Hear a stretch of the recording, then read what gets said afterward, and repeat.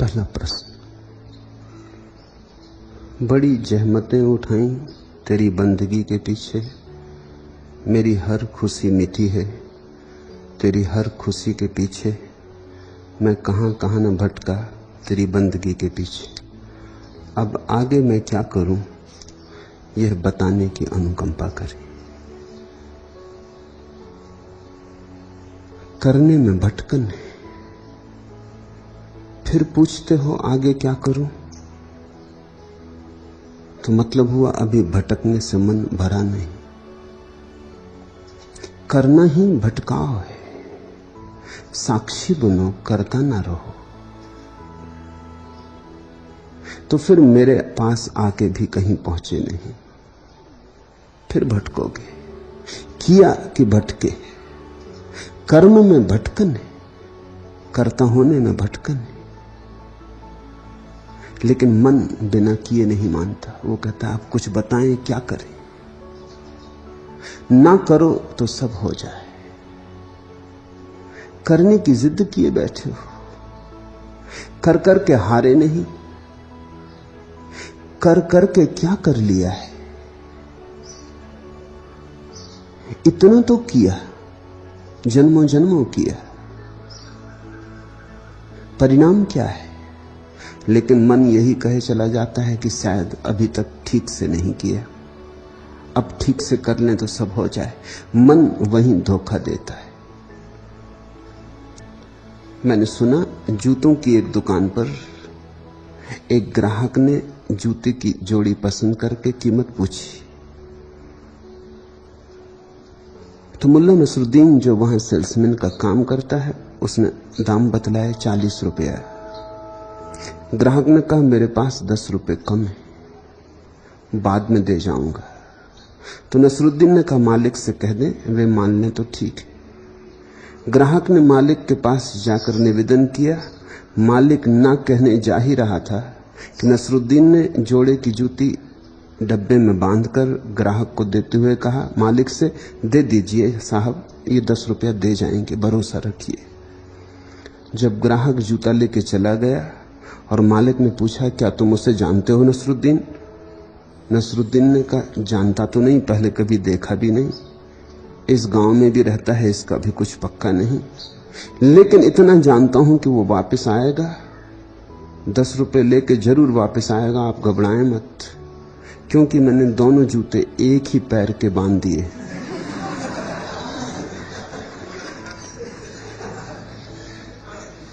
अब लाख उपाय करो, एक ही पैर के 2 जूते बैठेंगे नहीं। परमात्मा ने तुम्हें जब इस संसार में भेजा है तो एक ही पैर के 2 जूते बांध दिए, ताकि तुम संसार में भटक ना जाओ और लौट आओ। संसार एक प्रशिक्षण है, यहां जागना सीखना है। कर कर के इसलिए तो कुछ परिणाम नहीं होता, कर कर के हार ही हाथ लगती है, कर कर के टूटते हो, पराजित होते हो। करने का फैलाव संसार है, और जो जागने लगा इस फैलाव में उसका धर्म में प्रवेश हुआ, और जो जाग गया वो परमात्मा के घर वापस लौट गया। तुम कहते हो बड़ी जहमतें उठाई तेरी बंदगी के पीछे, इसमें थोड़ी भ्रांति है। तुमने बंदगी के पीछे जहमतें नहीं उठाई, तुम जहमतें उठाना चाहते थे इसलिए उठाई। उठाने में जहमतें अहंकार को तृप्ति है। तुमने कष्ट झेले, प्रार्थना के लिए नहीं, क्योंकि प्रार्थना के लिए तो जरा सा भी कष्ट झेलने की जरूरत नहीं है। प्रार्थना में तो कांटा है ही नहीं, प्रार्थना तो फूल ही फूल है। प्रार्थना तो कमल जैसी कोमल है। जहमतें प्रार्थना में, तो फिर स्वर्ग कहां होगा, फिर सुख कहां होगा, फिर आनंद कहां होगा?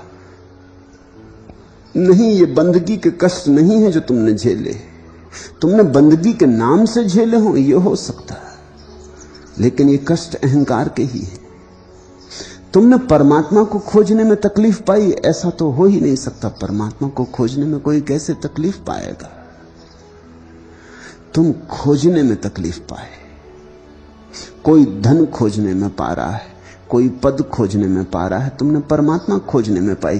तुम्हारे खोजने के अलग अलग बहाने, मगर खोजने का जो मजा है, जो अहंकार की तृप्ति है, उसके कारण तुमने जहमत उठाई। मेरी हर खुशी मिटी है तेरी हर खुशी के पीछे। उसकी खुशी का तो तुम्हें पता नहीं, और तुम्हारे पास कभी खुशी थी जो मिटा दोगे? खुशी ही होती तो कौन परेशान होता परमात्मा को खोजने के लिए?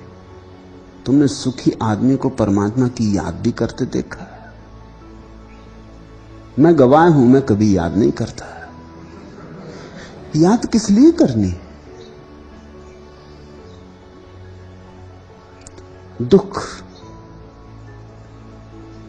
दुख में ही तुम याद करते हो।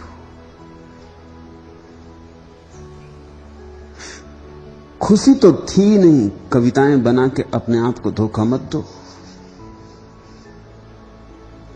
कविताएं सुंदर हो सकती हैं, इससे सच नहीं हो जाती। सत्य निश्चित सुंदर है, लेकिन जो जो सुंदर है सभी सत्य नहीं है। सत्य महासुंदर है, लेकिन कोई चीज सुंदर है इसलिए सत्य मत मान लेना, क्योंकि तुम तो न मालूम क्या क्या चीजों को सुंदर मानते हो। तुम तो हड्डी मांस मज्जा की देह को भी सुंदर मान लेते हो, जो कि बिल्कुल असत्य है। तुम तो आकाश में उठ गए इंद्रधनुष को भी सुंदर मान लेते हो, जो कि है ही नहीं। तुम तो रात सपने को भी सुंदर मान लेते हो, और 1000 बार जाग के पाया है कि झूठ है। तुम्हारे सौंदर्य में कुछ बहुत सत्य नहीं हो नहीं सकता। सत्य तुम में हो तो ही हो सकता है। तो तुम कविता तो सुंदर चुनी है तुमने, वो भी तुम्हारी नहीं है, वो भी उधार है। मेरी हर खुशी मिटी तेरी हर खुशी के पीछे। नहीं, परमात्मा तुमसे किसी तरह का बलिदान तो चाहता ही नहीं, और जिन्होंने तुम्हें सिखाया परमात्मा बलिदान चाहता है वो बेईमान है। उन्होंने परमात्मा के नाम से तुमसे किसी और वेदी पे बलिदान करवा लिया है। 1000 लोग उत्सुक हैं तुम्हारा बलिदान हो जाए, तुम शहीद हो जाओ। कोई कहता राष्ट्र के नाम पे शहीद हो जाओ, कोई कहता धर्म के नाम पे शहीद हो जाओ, जिहाद में शहीद हो जाओ। अगर धर्म के युद्ध में मरे तो स्वर्ग मिलेगा, बहिष्त मिलेगी। लेकिन धर्म का कोई युद्ध होता? अगर धर्म का भी युद्ध होता तो फिर अधर्म का क्या होगा? धार्मिक व्यक्ति का भी कोई राष्ट्र होता? अगर धार्मिक व्यक्ति भी राष्ट्रों में बटा है तो राजनीतिक है। धार्मिक व्यक्ति की कोई राष्ट्र भक्ति होती? जमीन के टुकड़ों के प्रति भक्ति? असंभव है। धार्मिक व्यक्ति का इतना नीचा बोध नहीं होता। तुम्हारे बोध तो बड़े अजीब हैं। तुम तो झंडा कोई नीचा कर दे तो जान देने को तैयार हो। उसने कुछ नहीं किया, डंडे में कपड़ा लटका रखा, उसको तुम झंडा कहते हो, और झंडा ऊंचा रहे हमारा। तुम कभी अपनी मूढ़ताओं का विश्लेषण किए हो?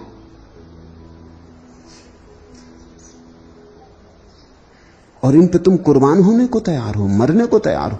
असल में तुम्हारी जिंदगी में कुछ भी नहीं।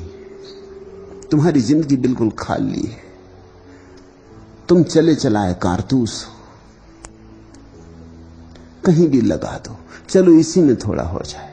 लेकिन मैं तुमसे यह कहना चाहता हूं, परमात्मा तुमसे बलिदान नहीं मांगता, परमात्मा तुमसे उत्सव मांगता है। मुझे तुम अगर समझना चाहते हो तो इस शब्द उत्सव को ठीक से समझ लेना। परमात्मा नहीं चाहता कि तुम रोते हुए उसकी तरफ आओ, गिड़गिड़ाते, दावे करते हुए कि मैंने कितना बलिदान किया।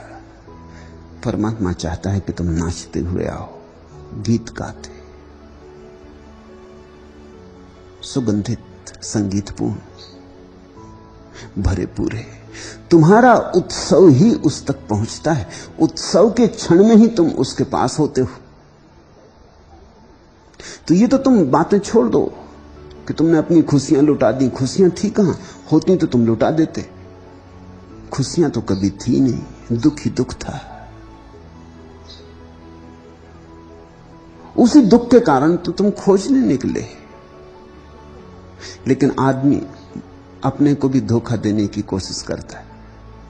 तुमने देखा, जवान आदमी कहता बचपन में बड़ी खुशी थी, बूढ़ा कहता जवानी में बड़ी खुशी थी, मरता हुआ आदमी कहता जीवन में बड़ी खुशी थी।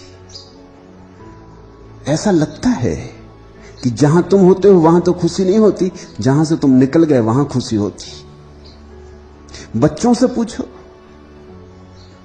बच्चे खुश इत्यादि जरा भी नहीं है। ये बूढ़ों की बकवास है, ये बुढ़ापे में लिखी गई कविताएं हैं कि बचपन में बड़ी खुशी थी। बच्चों से तो पूछो, बच्चे बड़े दुखी हो रहे हैं, क्योंकि बच्चों को सिवाय अपनी असहाय अवस्था के और कुछ समझ में नहीं आता, और हर एक डांट रहा है, डपट रहा है।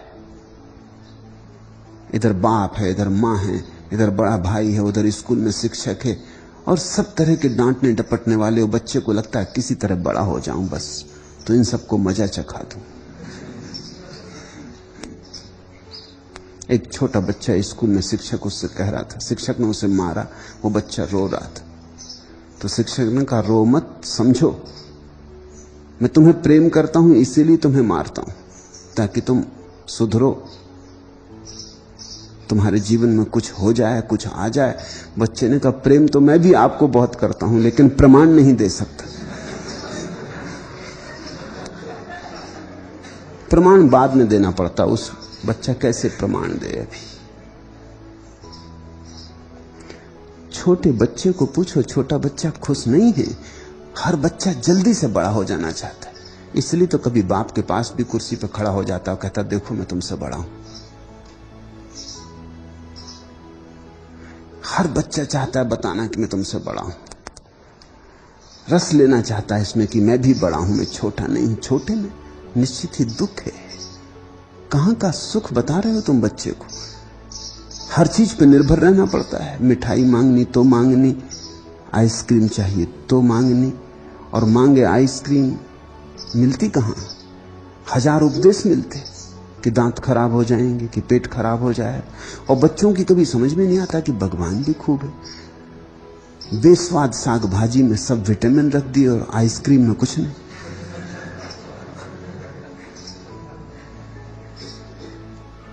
सिर्फ बीमारियां ही बीमारियां। जो स्वादिष्ट लगता है उसमें बीमारी है, और जो स्वादिष्ट नहीं लगता, पालक की भाजी, उसमें सब लोहा और विटामिन और सब ताकत की चीजें भरी। परमात्मा भी पागल मालूम पड़ता है। ये तो सीधी सी बात है कि विटामिन कहां होने चाहिए थे। बच्चा कोई सुखी नहीं है। लेकिन जब तुम जवान हो जाओगे और जवानी के दुख आएंगे, तब तुम अपने मन को समझाने लगोगे बचपन कितना सुखपूर्ण था। ये झूठ है, ये तुम अपने को समझा रहे हो। आज तो सुख नहीं है, तो 2 ही उपाय हैं अपने को समझाने के, पीछे सुख था और आगे सुख होगा। आगे का तो इतना पक्का नहीं है, क्योंकि आगे क्या होगा क्या पता, लेकिन पीछे का तो अब मामला खत्म हो चुका, वहां से तो गुजर चुके। जिस राह से आदमी गुजर जाता है उस राह के सुखों की याद करने लगता है। वो सब कंकड़ पत्थर, कांटे, कंठ का कीण, यात्रा सब भूल जाती, धूल धमास, धूप, वो सब भूल जाती। जब किसी वृक्ष की छाया में बैठ जाता तो याद करने लगता कैसी सुंदर यात्रा थी। मैं एक सज्जन के साथ पहाड़ पर था। वो जब तक पहाड़ पर रहे गिड़गिड़ाते ही रहे, शिकायत ही करते रहे कि क्या रखा है, इतनी चढ़ाई और कुछ सार नहीं दिखाई पड़ता, और थक जाते और हाँफते और कहते अब कभी दोबारा ना आऊंगा। मैं उनकी सुनता रहा। फिर हम पहाड़ से नीचे उतर आए, गाड़ी में बैठ के वापस घर लौटते थे कि ट्रेन में एक सज्जन ने पूछा कि क्या आप लोग पहाड़ से आ रहे हैं? उन्होंने कहा अरे बड़ा आनंद आया। मैंने कहा सोच समझ के कहो, फिर तो तैयारी नहीं कर रहे आने की, किससे कह रहे हो? मेरे सामने कह रहे हो कि बड़ा आनंद आया। थोड़ा झिझके, क्योंकि ऐसा तो सभी यात्री कहते हैं लौट के कि बड़ा आनंद आया। हज यात्री से पूछो कहेगा बड़ा आनंद आया। बातों में मत पड़ जाना। ये तो यात्री ये कह रहा है कि अब अपनी तो कट ही गई, दूसरों की भी कटवा दो। अब यात्री ये कह रहा है कि कट तो गई, अब और स्वीकार करना कि वहां दुख पाया और मूड बने, अब ये और बदनामी क्यों करवानी। बड़ा आनंद आया। सभी यात्री लौट के यही कहते हैं कि बड़ा गजब का आनंद, कैसा सौंदर्य, स्वर्गीय सौंदर्य। ऐसी भ्रांति पलती है। बूढ़ा आदमी जवानी के सौंदर्य और सुख की बातें करने लगता है और जवान सिर्फ बेचैन है, जवान सिर्फ परेशान है, ज्वरग्रस्त है, वासना से दग्ध है। अंगारे की तरह वासना हृदय को काटे जाती, चुभती धार की तरह। कहीं कोई सुख चैन नहीं है। हजार चिंताएं, व्यवसाय की, धंधे की दौड़ धाप है। मरता हुआ आदमी सोचने लगता है जीवन में कैसा सुख था। मैं तुमसे इसलिए यह कह रहा हूं ताकि तुम्हें ख्याल रहे, जहां सुख नहीं है वहां सुख मान मत लेना। दुख को दुख की तरह जानना। जो दुख की तरह जान लेता है वो सुख को पाने में समर्थ हो जाता है। और जो अपने को मना लेता है, झूठी सांत्वनाओं में ढांक लेता है, अपने को ओढ़ लेता चादरें असत्य की, वो भटक जाता है। मैं कहां कहां ना भटका तेरी बंदगी के पीछे। अब बंदगी करनी हो तो कहीं भटकने की जरूरत। कोई मक्का, मदीना, काशी, गिरनार कि सारनाथ कि बुद्ध गया जाने की जरूरत है। बंदगी करनी हो तो यही नमन हो जाए। बंदगी तो झुकने का नाम है। जहां झुक गए बंदगी हो गई। तुम जहां झुके वहीं परमात्मा मौजूद हो जाता, तुम्हारे झुकने में मौजूद हो जाता। उसको खोजने कहां जाओगे? कुछ पता ठिकाना मालूम है? जाओगे कहां? जहां भी जाओगे तुम ही रहोगे। अगर झुकना था तो यहीं झुक जाते। काबा जाते हो झुकने। अगर पत्थरों के सामने ही झुकने में लगाव है तो यहां कोई पत्थरों की कमी? कोई भी पत्थर रख के झुक जाओ।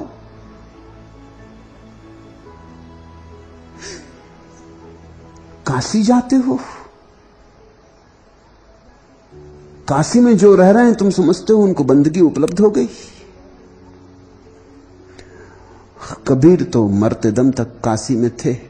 आखिरी घड़ी बीमार जब पड़ गए, अपने बेटे से कहा कि अब मुझे यहां से हटा, मुझे मगहर ले चल।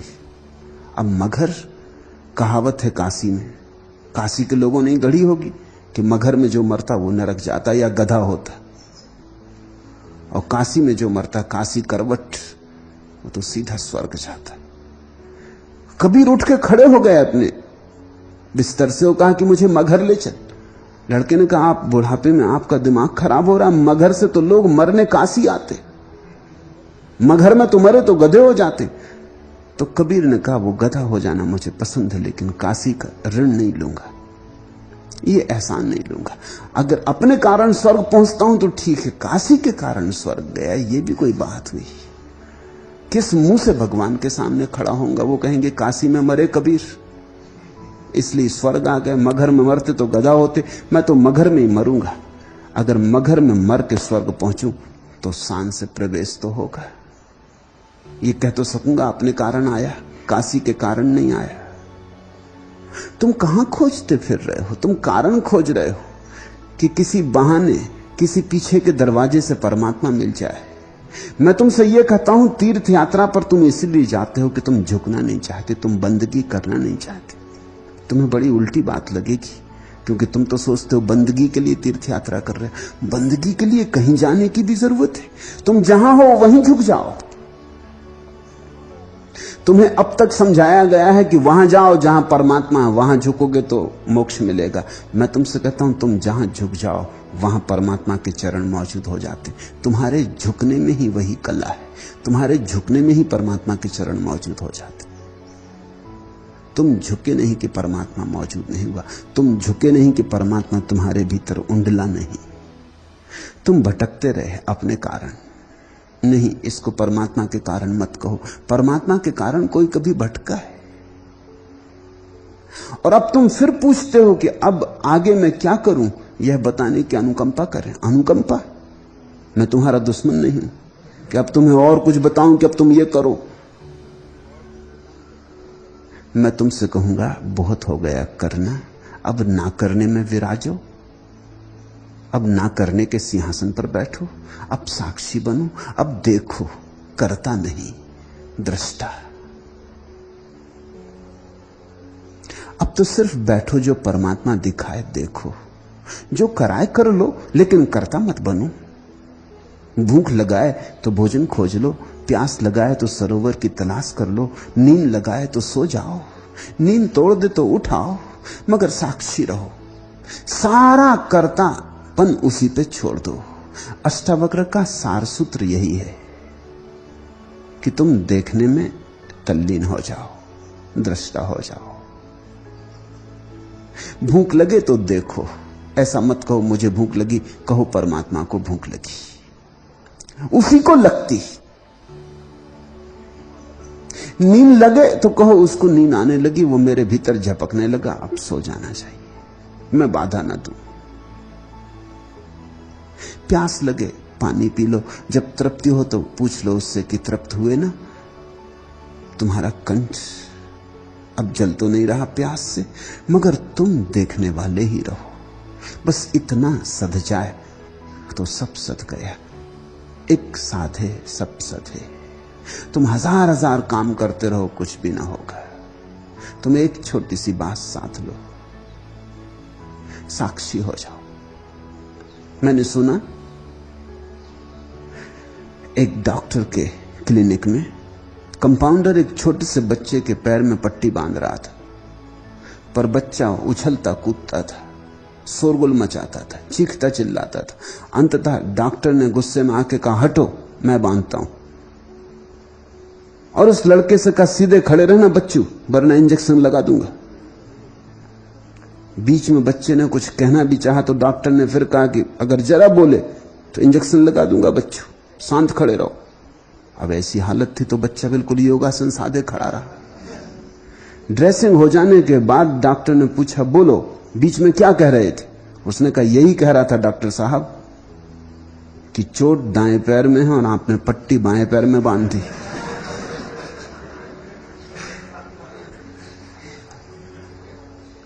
कर्ता होने में चोट ही नहीं है, वहां तुम पट्टी बांध रहे हो। वो असली भ्रांति वहां नहीं है, बीमारी वहां नहीं है, और पट्टी तुम वहां बांध रहे हो। बीमारी है तुम्हारे साक्षी भाव में। तुम्हारा बोध खो गया है, तुम्हारा होश खो गया है, तुम्हारे ध्यान खंडित हो गया है, तुम्हारी जागृति धूमिल हो गई। प्रश्न वहां है, समस्या वहां है। तुम कहते हो क्या करें? किया कि भटके, चले कि भटके, बैठ जाओ, करो मत, देखो, और पहुंच गए। पहुंचने का सूत्र कहीं चल के नहीं पहुंचना है, पहुंचे हुए तुम हो। यही तो अष्टावक्र की उद्घोषणा है, ये महावाक्य कि तुम वहीं हो जहां तुम्हें होना चाहिए। तुम जरा आंख खोलो। मैं ज़ैन फकीर रिंझाई का जीवन कल रात पढ़ रहा था। किसी ने पूछा आके रिंझाई को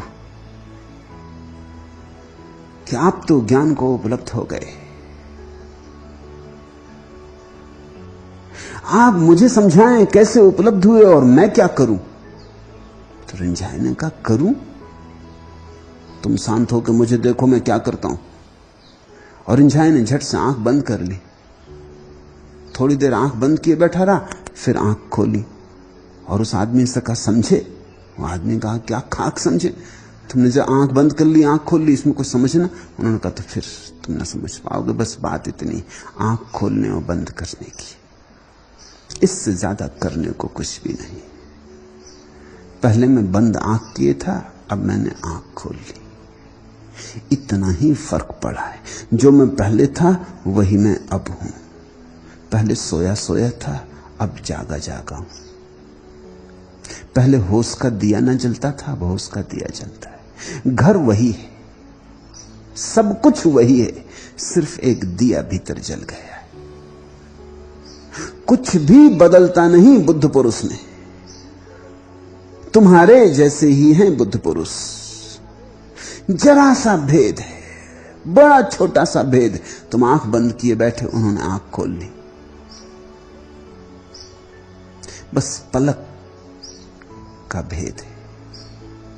तो अब मत पूछो कि और क्या करें। करने से संसार बनता, ना करने से प्रभु मिलता। अब तो तुम साक्षी हो जाओ। अब मेरे पास आ ही गए हो, तब तो बैठ जाओ आलसी शिरोमणि। जैसा अष्टावक्र कहते, ये शब्द मेरा नहीं, मेरा होता तो तुम जरा हैरान होते। अष्टावक्र कहते हैं आलसी शिरोमणि हो जाओ, करो ही मत। और ध्यान रखना, फर्क क्या करते हैं साधारण आलसी और आलसी शिरोमणि में। साधारण आलसी करता तो नहीं, कर्म तो नहीं करता, पड़ा रहता बिस्तर पर, लेकिन कर्म की योजनाएं बनाता है। आलसी शिरोमणि करता है बहुत कुछ जो परमात्मा करवाता है, लेकिन कर्ता का भाव नहीं, न कोई कर्म की योजना है। जो करवा लिया क्षण में कर देता है, फिर बैठ गया। जब आज्ञा आ गई कर देता है, जब आज्ञा ना आई तब विश्राम करता है। साधारण आलसी कर्म छोड़ देता है और कर्ता छोड़ देता है, जो वही है आलसी शिरोमणि। तुम आलस्य के परम शिखर को छू लो। बस मेरी शिक्षा भी यही है। दूसरा प्रश्न,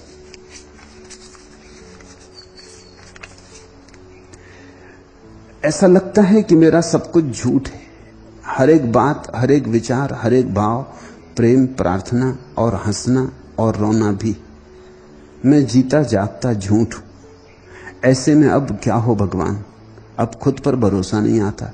यह लिखना भी झूठ है शायद, पूछा है कृष्ण प्रिया ने। यह तो बड़ी सत्य की किरण उतरी। अगर ऐसा समझ में आ जाए कि मेरा सब झूठ है, तो आधा काम पूरा हो गया, निर्वाण दूर ना रहा। आधा काम पूरा हो गया। ऐसा समझ में आ जाए कि मेरा सब झूठ है, तो हम सच के करीब सरकने लगे।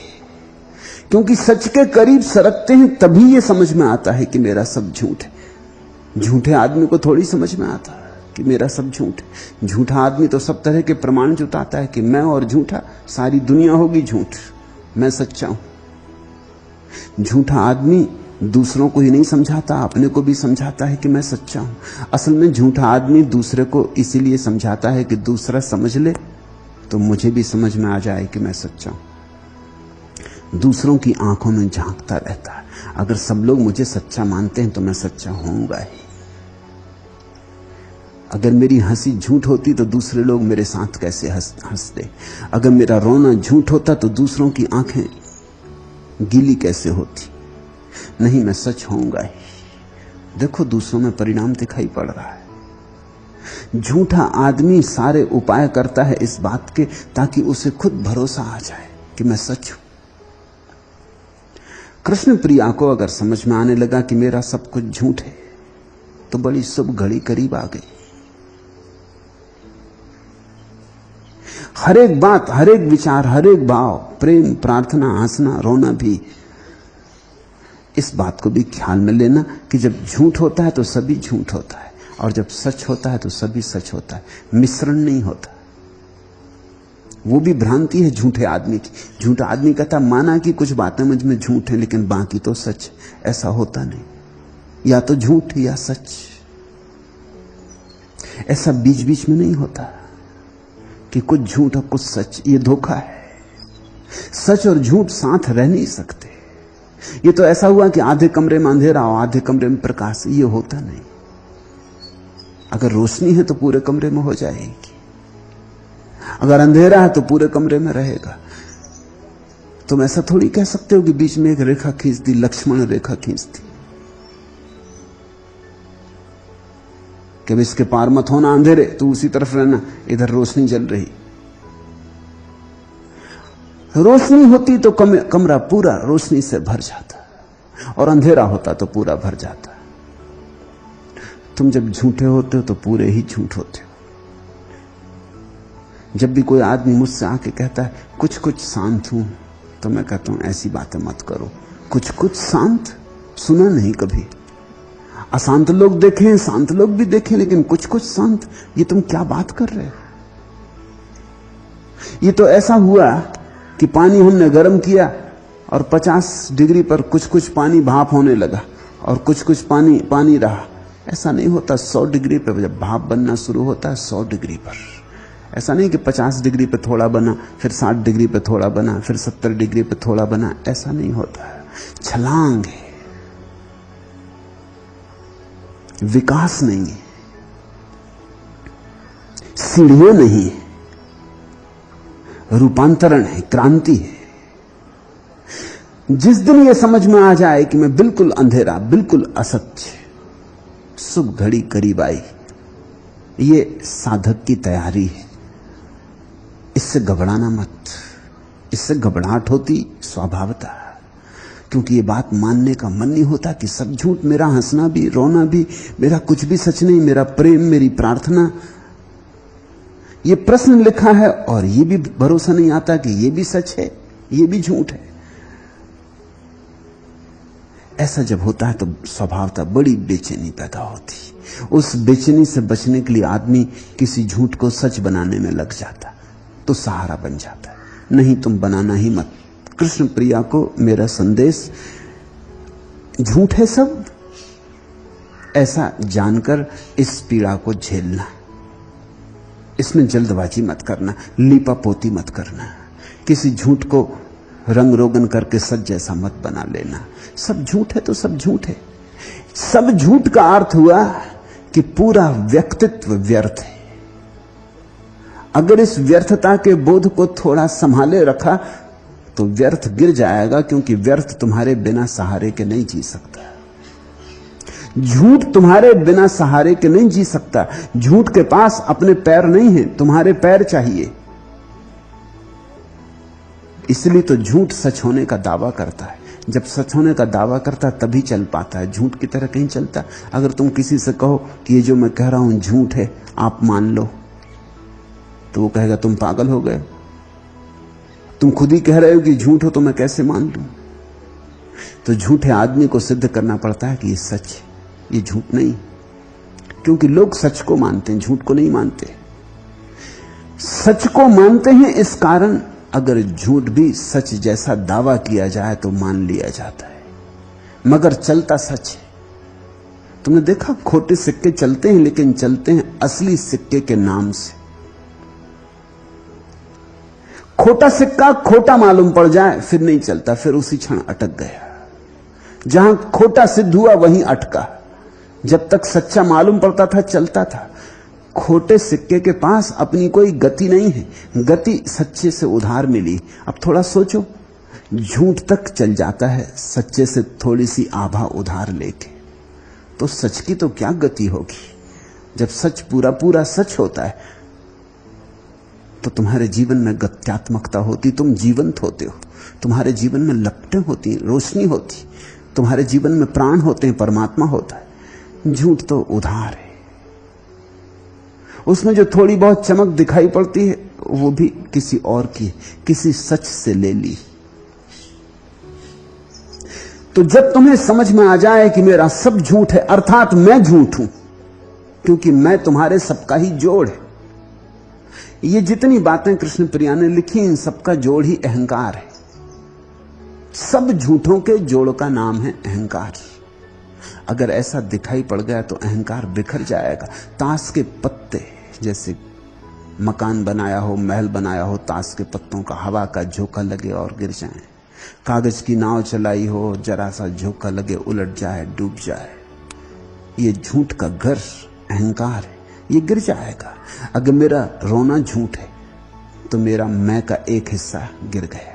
अगर मेरा हंसना भी झूठ है, मैं का दूसरा हिस्सा गिर गया। अगर मेरी प्रार्थना भी झूठ है तो परमात्मा और मेरे बीच में जो मैं खड़ा था वो भी गिर गया। अगर मेरा प्रेम भी झूठ है तो मेरे और मेरे प्रेमी के बीच जो खड़ा था अहंकार, वो भी गिर गया। विचार भी झूठ हैं, भाव भी झूठ हैं, बात, हर एक ढंग, भाव भंगिमा, तो अहंकार के सब आधार गिरने लगे, सब स्तंभ गिरने लगे। अचानक तुम पाओगे खंडहर रह गया, और उसी खंडहर से उठती है आत्मा। उसी अहंकार के खंडहर पर जन्म होता तुम्हारे वास्तविक स्वरूप का। सत्य पैदा होता है असत्य की राख पर। हो जाने दो, पीड़ा होगी, बड़ा संताप होगा, क्योंकि ये बात मानने का मन नहीं होता कि मेरा सब झूठ है, कुछ तो सच होगा। लेकिन स्मरण रखना, कुछ सच नहीं होता। सच होता है तो पूरा होता है या नहीं होता।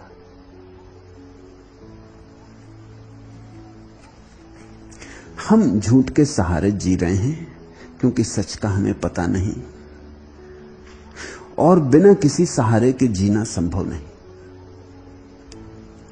सच का हमें कुछ पता नहीं है क्या है, और जीने के लिए कुछ तो सहारा चाहिए, जीने के लिए कुछ तो बहाना चाहिए। तो हम झूठ के साथ जी रहे हैं, हमने झूठ को सच मान लिया है। मैं एक कविता पढ़ रहा था। प्रेम के सघन कुंजों में उदासी की गहरी छांव तले आओ, पल दो पल बैठ संतप्त मन को थोड़ा सा बांट लें। श्वासों के गांव में छाए हुए यादों के कोहरे को आपसी मिलापों से आओ हम छांट लें। भूले अनुबंधों को, बिखरे संबंधों को आंसू के धागों में फिर से हम गांठ लें। वीरानी पलकों में सपनों का दर्प कहां, उजले से जीवन में मधुमासी पर्व कहां। पता नहीं फिर हम मिलें या न मिलें, कम से कम अपने ही सायों में आओ घड़ी दो घड़ी ही काट लें। अपने ही सायों में, अपनी ही छाया में बैठ के विश्राम करने तक की हालत आ जाती। कुछ पता नहीं सत्य का, जीना तो है, तो चलो असत्य को ही सत्य मान के जी लें। एक बड़ी महत्वपूर्ण घटना इस सदी में घटी है। नीत्शे ने घोषणा की 100 वर्ष पहले कि ईश्वर मर गया और मनुष्य स्वतंत्र है। लेकिन नीत्शे ये ना समझ पाया कि आदमी को कोई ना कोई बहाना चाहिए। अगर ईश्वर ना हो तो आदमी ईश्वर गढ़ेगा। आदमी झूठा ईश्वर बना लेगा अगर ईश्वर ना हो। लेकिन बिना ईश्वर के कैसे रहेगा? बहुत कठिन हो जाएगा। खुद नीत्शे न रह सका, वो आखिर में पागल हो गया। बात तो उसने कह दी किसी विचार के गहरे क्षण में कि ईश्वर मर चुका और आदमी स्वतंत्र। लेकिन स्वतंत्र होने की क्षमता तो चाहिए, सत्य को झेलने की क्षमता तो चाहिए। नीत्शे बुद्ध ना हो सका, पागल हो गया। प्रबुद्ध होना तो दूर, प्रक्षिप्त हुआ, विक्षुब्ध हुआ, पागल हुआ। क्या था उसके पागलपन का कारण? बिना सहारे अपने पागलपन में उसने जो डायरी लिखी उसमें लिखा है कि मुझे ऐसा लगता है आदमी बिना झूठ के नहीं जी सकता, कोई ना कोई झूठ चाहिए। मैंने सब झूठ छोड़ दिए, इसलिए लगता है कि मैं पागल हुआ जा रहा हूं। अगर तुम सब झूठ छोड़ दो और तुम्हारी ऐसी धारणा हो कि सच तो है ही नहीं, तो तुम पागल हो ही जाओगे। यही फर्क है बुद्ध और नीत्शे में। बुद्ध ने भी सब झूठ छोड़ दिए, लेकिन बुद्ध को पता है जहां झूठ होता है वहां सच भी होगा। सच के बिना तो झूठ हो ही नहीं सकते। झूठ कोई चीज होती ही इसीलिए है कि सच भी होता है, हो सकता है। तुम जब कहते हो मेरी हंसी झूठ, तो इसका अर्थ हुआ तुम्हें भी कहीं ना कहीं थोड़ा सा एहसास है कि सच हंसी भी हो सकती है। नहीं तो झूठ कहने का क्या प्रयोजन रह जाए? तुम कहते हो मेरा प्रेम झूठ, इसका अर्थ है किसी अचेतन तल पर, किसी गहराई में तुम्हें भी एहसास तो होता है। साफ साफ पकड़ना बैठती हो, धुंधला धुंधला है सब, कुहासा छाया है, बहुत रोशनी नहीं है भीतर, अंधेरा है। अंधेरे में टटोलते हो, लेकिन लगता है कि सच प्रेम भी हो सकता है। नहीं तो इस प्रेम को झूठ कैसे कहोगे? अगर किसी समाज में सब सिक्के झूठ हों और असली सिक्का होता ही ना हो, तो झूठे सिक्कों को झूठा कैसे कहोगे? झूठा कहने के लिए असली चाहिए। असली के बिना झूठा झूठा नहीं रह जाता। नीत्शे ने कह दिया कि सच तो होता नहीं और जो भी आदमी ने माना सब झूठ है। पागल हो गया। उसने सत्य का राह भी रोक दी, झूठ को गिरा दिया और सत्य को आने ना दिया। सत्य तो होता नहीं, सत्य तो हो ही नहीं सकता, जो होता है झूठ ही है। आधी दूर तक ठीक गया, कहा कि संसार माया है, यहां तक तो ठीक था, ये तो सभी ज्ञानी कहते रहे। लेकिन संसार इसीलिए माया है कि इस माया के कुहासे के पीछे छिपा ब्रह्म भी बैठा है। संसार असत्य है, सपना है, क्योंकि इस सपने के पीछे एक जागृत दृष्टा भी छिपा है। निश्चय ने उसे स्वीकार न किया तो झूठ तो छोड़ दिया, झूठ की बैसाखियां गिर गईं और अपने पैरों का तो उसे भरोसा ही नहीं कि होते। बैसाखी भी गिर गई और पैर तो होते ही नहीं, निश्चय गिर पड़ा, खंडर हो गया, झूठ के साथ खुद ही खंडर हो गया। फिर 100 साल में निश्चय के पीछे जो हुआ वो सोचने जैसा है। जिन जिन समाजों ने निश्चय की बात मान ली वहां वहां उपद्रव हुआ। जैसे जर्मनी में निश्चय की बात मान ली गई कि कोई ईश्वर नहीं, ईश्वर झूठ है, तो जर्मनी ने हिटलर पैदा किया। आदमी को कोई तो चाहिए भरोसे के लिए। जीसस झूठे हो गए, ईश्वर झूठा हो गया, तो एडोल्फ हिटलर ने भरोसा किया। अब ये बड़ी महंगा सौदा था, इससे जीसस बेहतर थे, जीसस में भरोसा बेहतर था। लेकिन आदमी बिना भरोसे के नहीं रह सकता, तो जगह खाली हो गई, वैक्यूम हो गया, उसमें एडोल्फ हिटलर पैदा हो गया। और लोग तो चाहते थे कोई किसी के चरण पकड़ ले, लोग तो चाहते थे कोई सहारा मिल जाए।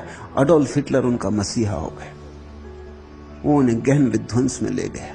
मार्क्स ने कह दिया कि कोई धर्म नहीं, धर्म अफीम का नशा है।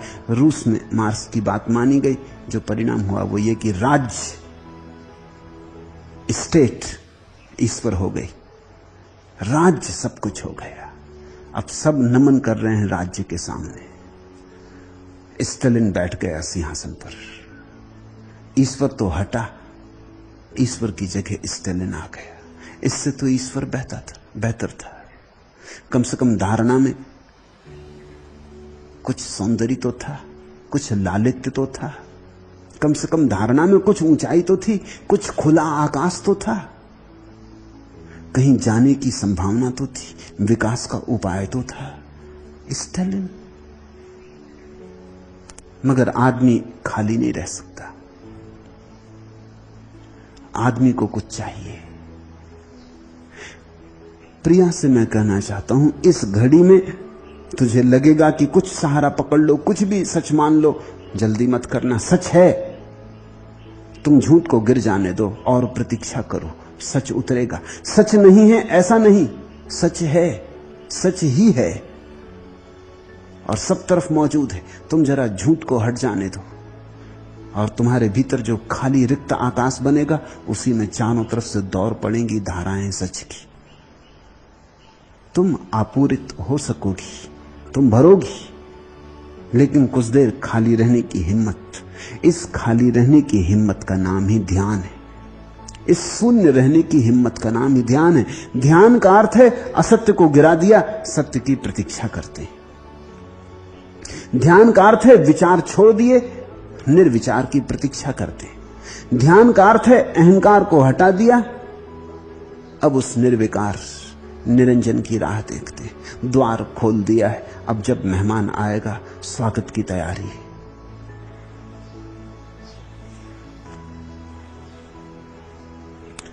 तीसरा प्रश्न, आपने कहा मैं तो सन्यास देते ही तुम्हें तत्काल मुक्त कर देता हूं, तो फिर संचित का क्या भविष्य बनता है? क्या वह छीन हो जाता है? और अगर सन्यास लेने के तुरंत बाद ही मुक्ति नहीं होती, तो क्या उसका अर्थ है कि संचित की चादर अभी मोटी है? फिर आपके तत्काल मुक्त कर देने का क्या तात्पर्य है? महत्वपूर्ण प्रश्न है, गौर से सुनना और समझना। मैं फिर दोहराता हूं कि मुक्ति तुम्हारा स्वभाव है, मैं मुक्त कर देता हूं ऐसा थोड़ी। मुक्ति तुम्हारा स्वभाव है। तुमने याद कर ली, मुक्त हो गए। स्मरण भर की बात, सुरति।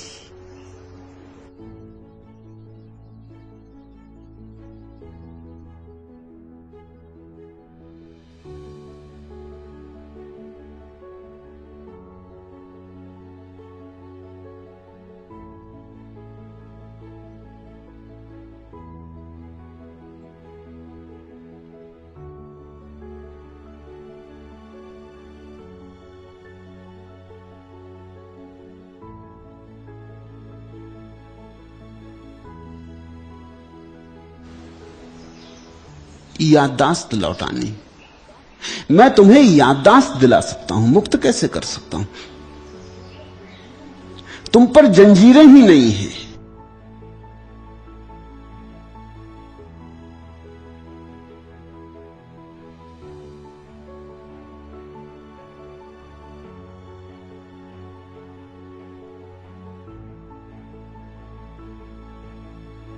आज ना होगा।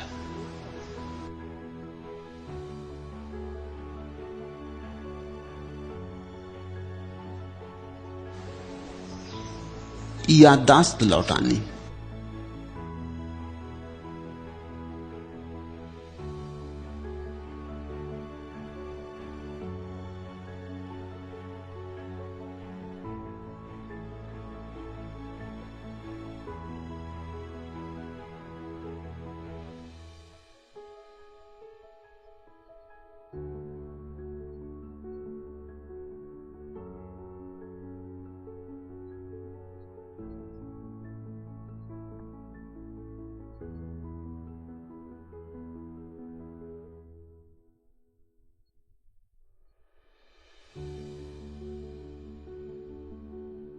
याददाश्त लौटानी।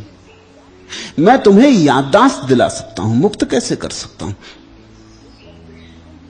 तुम पर जंजीरें ही नहीं हैं। तुमने जंजीरें मान रखी, मान्यता की जंजीरें। मैं तुम्हें झकझोर देता हूं, कहता हूं जरा गौर से देखो, तुम्हारे हाथ पे जंजीर नहीं, ख्याल है जंजीर का।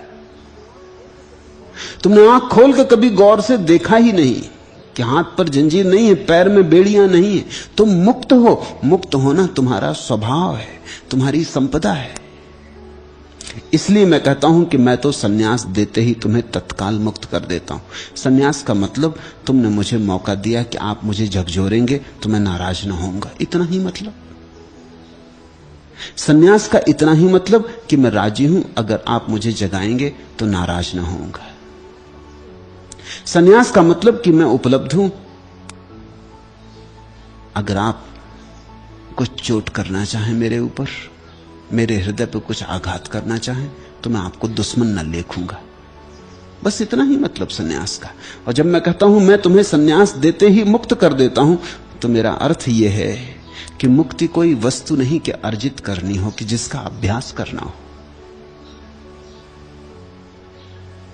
तुम्हारा स्वभाव है। मुक्त तुम पैदा हुए हो, मुक्त ही तुम जी रहे हो, मुक्त ही तुम मरोगे। बीच में तुमने बंधन का एक स्वप्न देखा। ऐसा समझो कि एक रात तुम सोए और तुमने सपना देखा कि तुम पकड़ लिए गए, तस्करी में पकड़ लिए गए, मिसा के अंतर्गत जेल में बंद कर दिए गए, हथकड़ियां डल गई। अब तुम बड़े घबराने लगे रात नींद में कि अब क्या होगा, क्या नहीं हुआ, कैसे बाहर निकलेंगे। और सुबह नींद खुली तो तुम हंसने लगे।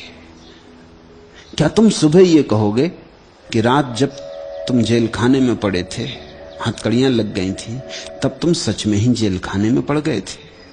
नहीं, सुबह तो तुम ये कहोगे सच में तो मैं अपने बिस्तर पर आराम कर रहा था, झूठ में जेल खाने हो गया था। लेकिन बिस्तर पर तुम आराम कर रहे थे, तुम्हें याद नहीं रह गई इस बात की। सपना बहुत भारी हावी हो गया, तुम्हारी आंखें सपने से बोझिल हो गई, तुम सपने के द्वारा ग्रसित हो गए। सपने ने तुम्हें सम्मोहित कर लिया। सपना ऐसा था कि तुम भूल ही गए कि यह सपना है। सपने में जकड़ गए, रात भर तकलीफ पाई, लेकिन सुबह उठ के तुम ये तो मानोगे कि तकलीफ हुई नहीं थी, वस्तुतः मानी हुई थी। मैं तुमसे कहता हूं मुक्त तुम पैदा हुए हो, मुक्त तुम अभी हो, इस क्षण। मैं अमुक्तों से नहीं बोल रहा हूं, मुक्त पुरुषों से बोल रहा हूं, क्योंकि अमुक्त कोई है ही नहीं। जिस दिन मैंने जाग के देखा कि मैं मुक्त हूं, उसी दिन मेरे लिए सारा संसार मुक्त हो गया। तुम सपना देख रहे हो, वो तुम्हारा सपना है, मेरा सपना नहीं। तुम अगर सपने में खोए हो, तुम खोए हो, मैं नहीं खोया हूं। तुम्हारा सपना तुम्हें धोखा देता होगा, मुझे धोखा नहीं दे रहा है। जब मैं तुम्हें संन्यास देता हूं तो मैं इतना ही कहता हूं कि जैसा मैं जागा वैसे तुम जाग जाओ, अभी जाग जाओ, इसी क्षण जाग जाओ। तुम चाहते हो मैं तुम्हें कुछ उपाय बताऊं कि कैसे मुक्त हों। अगर मैं तुम्हें उपाय बताऊं तो उसका अर्थ हुआ कि मैं भी मुक्त नहीं हूं। अगर मैं तुम्हें उपाय बताऊं तो उसका अर्थ हुआ कि मुझे भी यह स्वीकार नहीं है कि तुम मुक्त हो। मैं भी मान रहा हूं कि तुम बंधन में पड़े हो, जंजीरें काटनी हैं, हथौड़ियां लानी हैं, बेड़ियां खोलनी हैं, बड़ी कठिन मेहनत करनी है, जेल खाने की दीवारें गिरानी है, बड़ी साधना करनी, बड़ा अभ्यास करना। अष्टावक्र का वचन था कल कि जिसने ये जान लिया वो फिर छोटे बच्चों की तरह अभ्यास नहीं करता है, अभ्यास नहीं करता है। और तुमने तो सारा योग ही अभ्यास बना रखा है। अभ्यास करो, साधन का अभ्यास करो। अष्टावक्र कहते हैं तुम सिद्ध हो, साधन की जरूरत उसे हो जो सिद्ध नहीं। ये तुम्हारा स्वभाव है। मैं जब कहता हूं कि मैं तुम्हें संन्यास देते ही तत्काल मुक्त कर देता हूं, तो मैं तुमसे यह कह रहा हूं कि मुक्ति की जरूरत ही नहीं, तुम मुक्त हो, सिर्फ तुम्हें याद दिला देता हूं। एक आदमी ने शराब पी ली, वो अपने घर आया, लेकिन शराब के नशे में समझ ना पाया कि अपना घर। उसने दरवाजा खटखटाया, उसकी मां ने दरवाजा खोला। उसने अपनी मां से पूछा कि हे बूढ़ी मां, क्या तू मुझे बता सकती कि मैं कौन हूं, मेरा घर कहां है, क्योंकि मैं घर भूल गया हूं, मैंने नशा कर लिया। वो मां हंसने लगी। उसने कहा पागल, किससे तू पता पूछ रहा है, ये तेरा घर है। उस शराब में बेहोश आदमी ने आंखें मीड़ के फिर से देखा। उसने कहा कि नहीं, ये घर मेरा नहीं। मेरा घर है जरूर, कहीं आसपास ही है, ज्यादा दूर भी नहीं, मुझे मेरे घर पहुंचा दो। मोहल्ले के लोग इकट्ठे हो गए। लोग कहने लगे तू पागल हुआ है, ये तेरा घर है, ये तेरी मां खड़ी। वो रोने लगा। वो कहने लगा कि मुझे इस तरह उलझाओ मत, मेरी मां राह देखती होगी, रात हुई जा रही, देर हुई जा रही, वो बड़ी तड़फती होगी, मुझे मेरे घर पहुंचा दो। एक दूसरा शराबी शराब पी के अपनी बैलगाड़ी दिए चला आता था, वो भी खड़ा होकर सुन रहा था। उसने कहा सुन भाई, आजा बैठ जा बैलगाड़ी में, मैं तुझे पहुंचा दूंगा। लोग चिल्लाए कि पागल हो गया, वो भी पिए बैठा है, वो तुझे ले जा रहा है, और तुझे ले जा रहा तेरे घर से दूर। मैं तुमसे ये कहना चाहता हूं, तुम जहां हो, जैसे हो, ठीक वैसे ही होना है। तुम्हारा जो अंतरतम है इस क्षण भी मोक्ष में है। तुम्हारे बाहर जो धूल धमास इकट्ठी हो गई, दर्पण पर जो धूल इकट्ठी हो गई, उसके कारण तुम पहचान नहीं पा रहे, दर्पण धुंधला हो गया। लेकिन तुम्हें कहीं और कुछ और होना नहीं है। मुक्ति तुम्हारा स्वभाव है। इसलिए कहता हूं कि मैं संन्यास देते ही तुम्हें तत्काल मुक्त कर देता हूं, मेरी तरफ से कर देता हूं, फिर तुम्हारी मर्जी। फिर तुम्हें सपना देखना हो तो तुम एक नया सपना देखोगे। तुम्हें अगर सपने ही देखना है तो तुम सपने का सिलसिला जारी रखोगे, मगर वो तुम्हारी भूल है, उसमें मेरी जिम्मेवारी नहीं। तुम मुझे दोषी न ठहरा सकोगे। मैंने तो अपनी तरफ से घोषणा कर दी कि तुम मुक्त हो। इस घोषणा को अंगीकार करो, इस घोषणा को स्वीकार करो। हालांकि तुम्हारा मन कहेगा मैं और मुक्त। तुम्हें सदा निंदा सिखाई गई है, तुम पापी, जन्म जन्म के कर्मों से दबे, भ्रष्ट। मैं और मुक्त नहीं, नहीं, मुक्त तो महावीर होते, बुद्ध होते, कृष्ण होते, ये तो अवतारी पुरुषों की बात है। मैं और मुक्त, मेरे तो पत्नी है, बच्चे हैं, दफ्तर है, दुकान है, मैं और मुक्त। नहीं नहीं, ये दावा करने की तुम्हारी हिम्मत नहीं होती। तुम कहते हो मेरी तो पत्नी है, मेरे बच्चे हैं, मेरा घर द्वार है। तुम सपने का हिसाब बता रहे हो, मैं तुम्हारा स्वभाव खोल रहा हूं। तुम अपने सपने का हिसाब बता रहे हो कि ये इतनी पत्नी, बच्चे, ये सब कुछ मामला है, मैं कैसे मुक्त हो सकता। मैं तुमसे कहता हूं ये सारा जो तुम्हारा सपना है, सपना है। कौन तुम्हारा है, किसके तुम हो? कौन तुम्हारा हो सकता है, किसके तुम हो सकते हो? तुम बस अपने हो। इसके अतिरिक्त सब मान्यता है, सब धारणा है। तुमसे यह भी नहीं कह रहा कि भाग जाओ घर छोड़ के, क्योंकि कौन पत्नी कौन बेटा, वो जो भागता है वो भी सपने में। मैं तुमसे कह रहा हूं जाग जाओ, भागना कहां है? होश पूर्वक देख लो, संसार जैसा चलता है चलता रहने दो, कुछ अड़चन नहीं है। तुम्हारे जागने से संसार नहीं जाग जाएगा, लेकिन तुम जाग के एक अनूठे अनुभव को उपलब्ध हो जाओगे। तुम हंसोगे, भीतर ही भीतर की जागे हुए लोग कैसे सोए सोए चल रहे हैं, जिनका स्वभाव मुक्ति है वे कैसे बंधन में पड़े। तुम आश्चर्यचकित होगे, बड़ी लीला चल रही। परमात्मा बंधन में, मुक्त स्वभाव जंजीरों में। जो हो नहीं सकता वैसा होता मालूम पड़ रहा है। मैं तो तुम्हें मुक्त कर देता हूं, लेकिन तुम्हारा मन नहीं मानता। तुम कहते हो कुछ करना पड़ेगा तब मुक्ति होगी। ऐसे कहीं मुक्ति होती? तुम मुक्ति अर्जित करना चाहते हो। ख्याल रखना, अर्जन करने की सब आकांक्षा अहंकार की। अहंकार कहता अर्जित करूंगा, जैसे धन कमाया ऐसे ध्यान कमाऊंगा, जैसे मकान बनाया ऐसे मंदिर बनाऊंगा, जैसे संसार रचाया ऐसे मोक्ष भी रचाऊंगा। जो रचाया जाता है वो संसार है, जो रचा ही हुआ है और केवल जाग के देखा जाता है वही मोक्ष है। तुम कहते हो जैसे मैंने पद पदवियां पाई ऐसे ही परमात्मा को भी पाऊंगा। तुम कहते हो परमात्मा परम पद है, तुमने अपनी भाषा में उसको भी पद बना रखा है, जैसे वो जरा राष्ट्रपति प्रधानमंत्री से और जरा ऊपर, वहां पहुंच के रहूंगा। लेकिन पद है, परमात्मा पद नहीं है, तुम्हारा स्वभाव है। तुम वहां हो, तुम वहां से रत्ती भर हट नहीं सकते। तुम लाख चाहो तो तुम वहां से गिर नहीं सकते। गिरने की कोई सुविधा नहीं है। तुम कहीं भी रहो परमात्मा ही रहोगे, नरक में रहो स्वर्ग में रहो तुम परमात्मा ही रहोगे। तुम्हारा भीतर का स्वभाव बदलता नहीं, बदला जा सकता नहीं।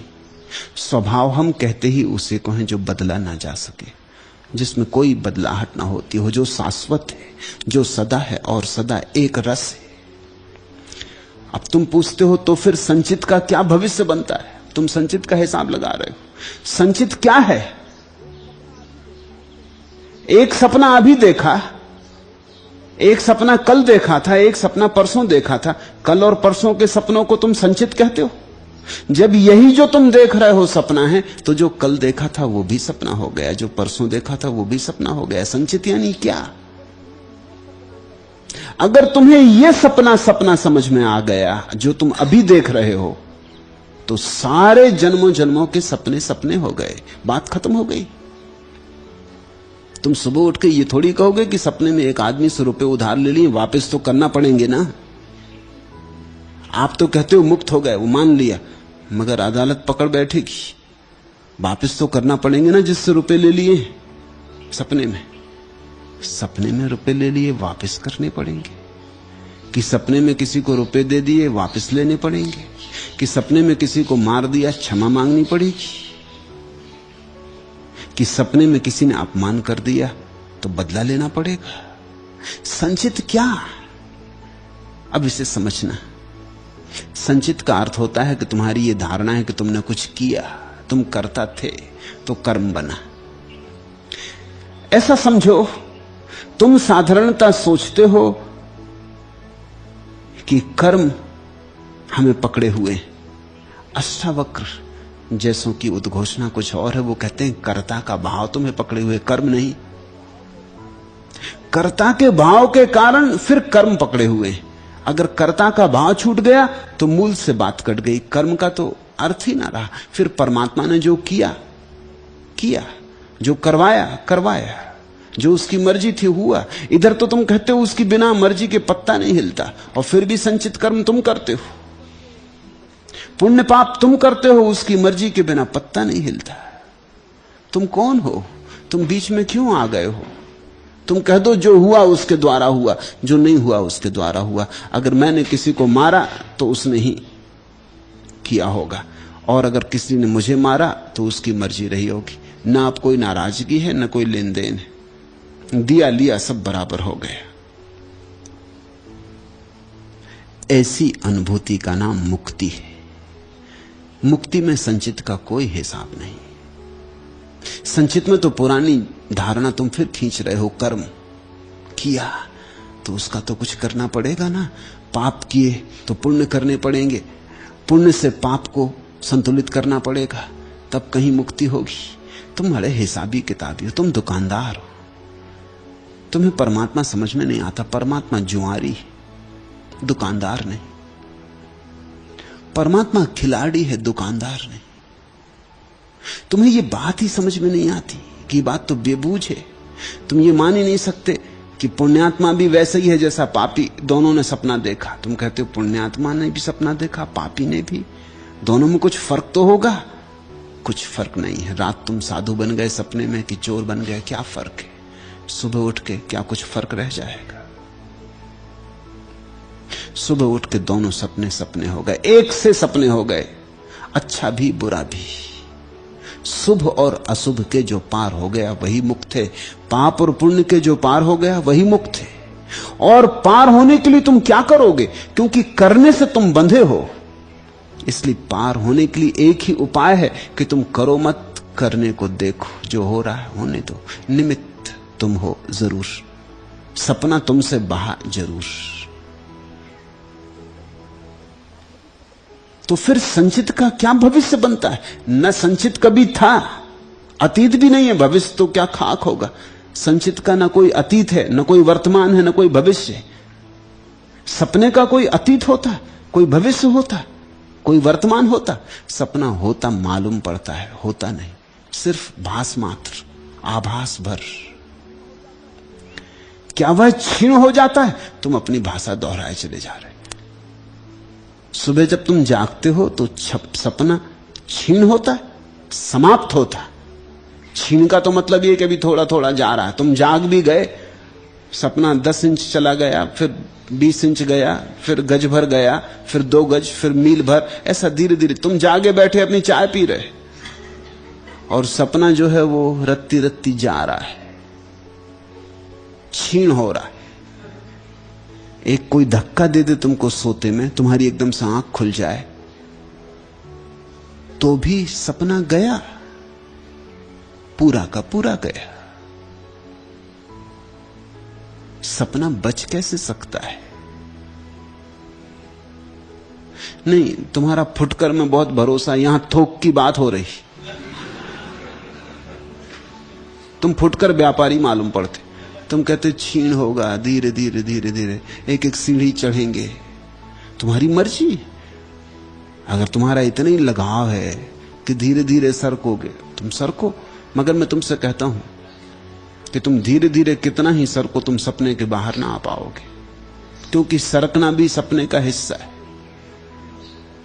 धीरे धीरे भी सपने का हिस्सा है, समय मात्र सपने का हिस्सा है। तत्क्षण जागो। इसलिए कहता हूं मैं तो सन्यास देते ही तुम्हें तत्काल मुक्त कर देता हूं। फिर अगर तुम कंजूस हो, तुम्हारी मर्जी। बड़े कृपण लोग हैं, मुक्ति तक में कृपण। देने की तो बात दूर, यहां मैं कह रहा हूं ले लो पूरा। वो कहते हैं कि इकट्ठा कैसे लें, धीरे धीरे लेंगे, थोड़ा थोड़ा दें, इतना ज्यादा मत दें।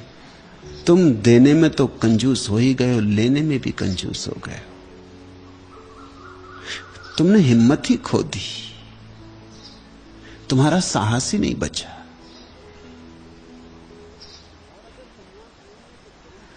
और अगर संन्यास लेने के तुरंत बाद ही मुक्ति नहीं होती तो क्या उसका अर्थ है कि संचित की चादर अभी मोटी? छोड़ो भी ये चादर कहीं है नहीं। एक रात मुल्ला नसरुद्दीन सोया, बीच रात में उठ के बैठ गया, किसी ग्राहक से बात करने लगा। कपड़े की दुकान है और जल्दी से चादर उसने फाड़ी। पत्नी चिल्लाएगी, क्या कर रहे हो?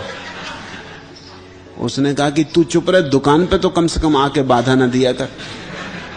तब उसकी नींद खुली, अपनी चादर फाड़ बैठा। न वहां कोई ग्राहक है, न कोई खरीदार है।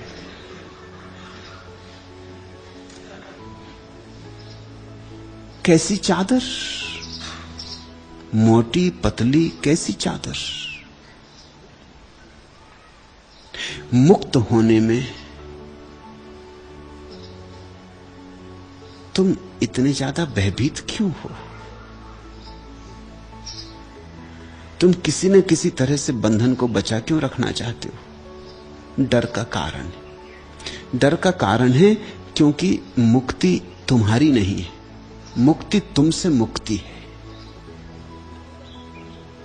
मुक्ति का अर्थ यह नहीं होता कि तुम मुक्त हो गए, तुम बचे तो मुक्ति कहां। मुक्त का अर्थ होता है तुम गए, मुक्ति रही, इसलिए घबराहट है। इसलिए तुम कहते हो थोड़ा थोड़ा धीरे धीरे करेंगे, नहीं तो एकदम से खो गए। खोने से तुम डरे हो, मिट गए। नदी भी डरती होगी सागर में उतरने के पहले, झिझकती होगी, लौट के पीछे देखती होगी। इतनी लंबी यात्रा हिमालय से सागर तक की, इतने इतने लंबे संस्मरण, इतने सपने, इतने वृक्षों के नीचे से गुजरना, इतने सूरज, इतने चांद, इतने लोग, इतने घाट, इतने अनुभव। सागर में गिरने के पहले सोचती होगी मिट जाऊंगी, रोक लूं, ठिठकती होगी, झिझकती होगी, पीछे मुंह करके देखती होगी। जिस राह से गुजर आई ऐसी ही तुम्हारी गति है। तुम एकदम छोड़ नहीं देना चाहते, तुम बचा लेना चाहते हो कुछ, और तुम जब तक बचाना चाहोगे तब तक बचा रहेगा। तुम तुम्हारे मालिक हो। इधर मैं जगाता रहूंगा, तुम बचाते रहना। मगर मैं अपनी तरफ से तुम्हें साफ कर दूं, कोई चादर नहीं, ना पतली न मोटी, तुम बिल्कुल उघाड़े बैठे हो, तुम बिल्कुल नग्न हो, दिगंबर, कोई चादर वगैरह नहीं। आत्मा पर कैसी चादर। कबीर ने कहा है, ज्यों की त्यों दर्दिनी चदरिया, खूब जतन कर ओढ़ी रे चदरिया। मैं तुमसे कहता हूं कि ज्यों की त्यों इसलिए धर दी क्योंकि चादर है ही नहीं। होती तो ज्यों की त्यों कैसे धरते, थोड़ा सोचो। होती चादर तो ज्यों की त्यों धर सकते। कुछ ना कुछ गड़बड़ हो ही जाती। जिंदगी भर ओढ़ते तो गंदी भी होती, कूड़ा करकट भी लगता है। धोते तो कभी तो अस्त व्यस्त भी होती, रंग भी उतरता, धूप धाप भी पड़ती, जीर्ण सीर्ण भी होती। और कबीर कहते हैं, ज्यों की त्यों दर्दी ने चदरिया, खूब जतन कर ओढ़ी रे। चादर है ही नहीं, इसलिए ज्यों की त्यों धर दी। और चादर होती तो तुम लाख जतन से ओढ़ो, गड़बड़ हो ही जाएगी। है ही नहीं तो फिर मैं तुमसे कहता हूं, चादर नहीं, तुम हो चादर। और जब तक तुम बचना चाहते हो तब तक चादर बची। जिस दिन तुम राजी हो मिटने को, फिर कुछ नहीं बचता, मुक्ति बचती है। मुक्ति तुम्हारी नहीं है, फिर दोहरा दूं, मुक्ति तुमसे बड़ी है, तुमसे विराट है। मुक्ति सागर जैसी, तुम नदी जैसे संकीर्ण हो।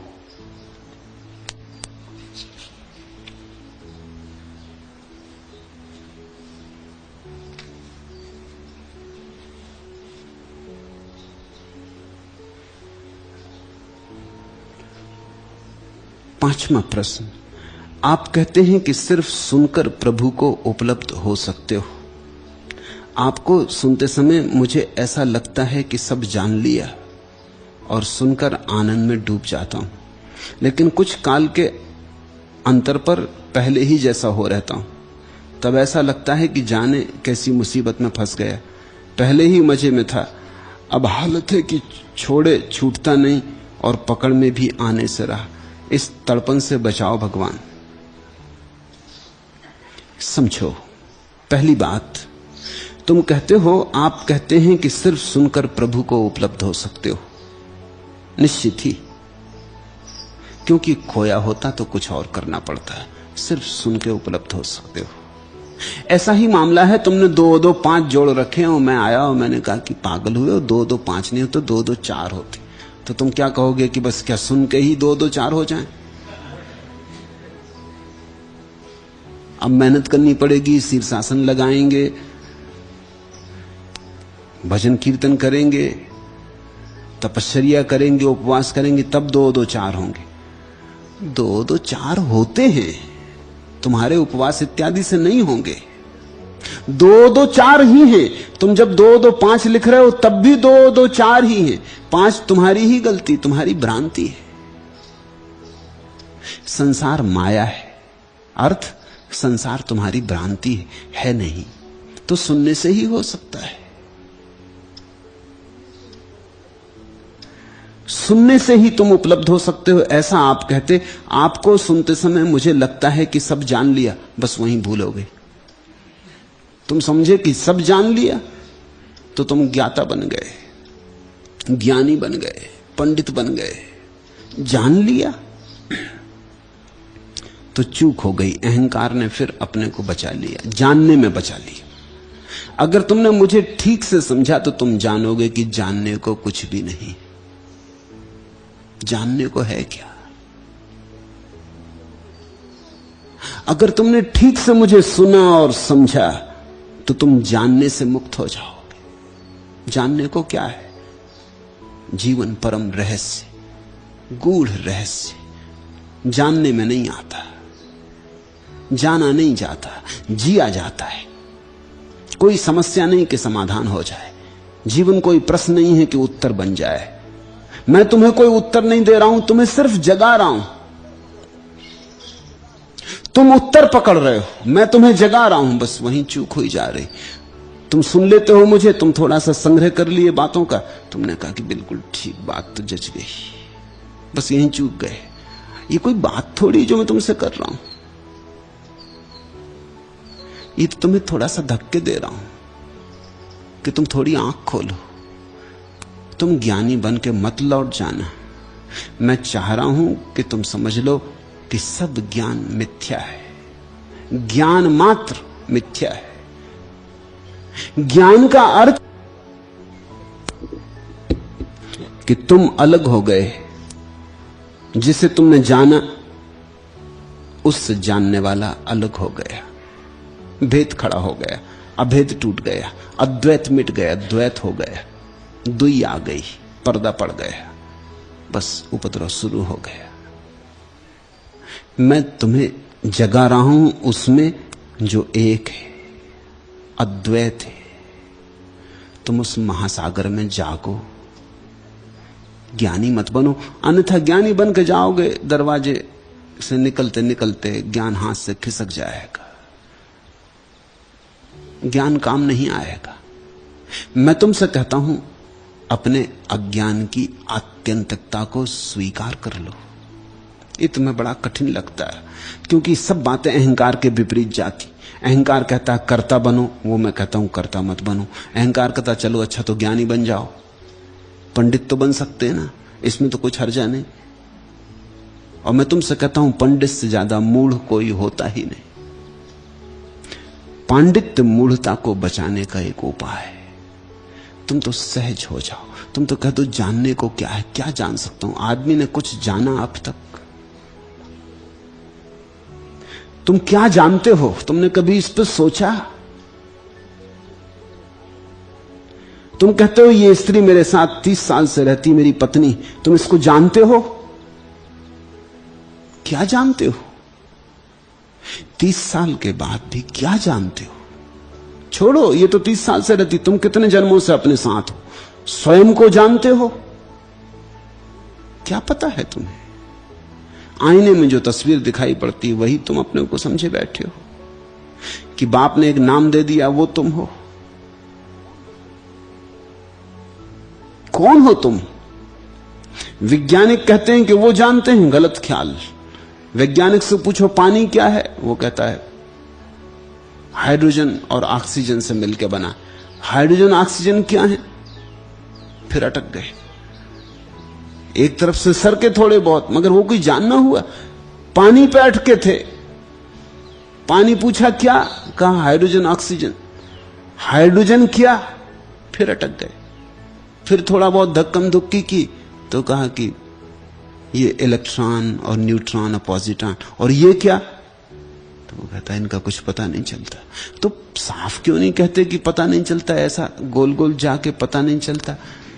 पता, जब इलेक्ट्रॉन न्यूट्रॉन का पता नहीं चलता तो हाइड्रोजन का पता नहीं चला, और हाइड्रोजन का पता नहीं चला तो पानी का पता नहीं चला। मामला तो सब गड़बड़ हो गया। ये तो ऐसे हुआ कि मैं स्टेशन पे आऊं और तुमसे पूछूं कि श्री रजनीश आश्रम कहां है, और तुम कहो कि गोरेगांव पार्क में। और मैं तुमसे पूछूं कि गोरेगांव पार्क कहां है, और तुम कहो कि ब्लू डायमंड के पास। में पूछूं ब्लू डायमंड कहां, तुम कहो इसका कुछ पता नहीं। तो मामला क्या हुआ? जब ब्लू डायमंड का पता नहीं तो गोरेगांव गड़बड़ हो गया, गोरेगांव गड़बड़ हो गया तो आश्रम। तो वहां पहुंचे कैसे? तुम कहोगे अभी आप समझो, और यहां तक हमने बता दिया ब्लू डायमंड तक, लेकिन ब्लू डायमंड क्या है इसका किसी को कोई पता नहीं। तो ये कुछ जानना हुआ। विज्ञान भी धोखा है, जानना तो होता ही नहीं। आज तक कोई बात जानी तो गई ही नहीं।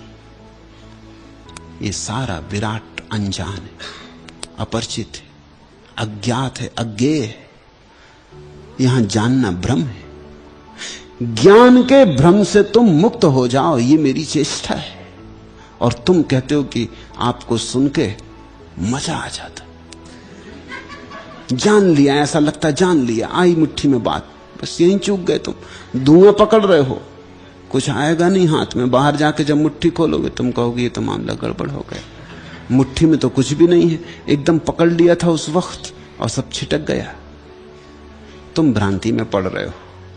मैं तुम्हें ज्ञान नहीं दे रहा हूं, मैं तुम्हें जाग दे रहा हूं। जाग का अर्थ है कि ज्ञान न तो कभी हुआ है, न हो सकता है, न होगा। जाग का अर्थ है जीवन परम रहस्य। वेदों में एक बड़ी अनूठी बात है। यह सब क्या है? ऋषि ने पूछा है। शायद परमात्मा जिसने इसे बनाया वह जानता हो, या कौन जाने वह भी ना जानता हो। ये बड़ी अद्भुत बात है। परमात्मा, वेद का ऋषि कहता है ये सब क्या है? शायद परमात्मा जानता हो जिसने ये सब बनाया, या कौन जाने वह भी ना जानता हो। बड़े हिम्मतवर लोग रहे होंगे। इसका सार अर्थ हुआ कि परमात्मा को भी पता नहीं। असल में जिस चीज का पता हो जाए वो व्यर्थ हो जाती। पता ही हो गया तो फिर क्या बचा?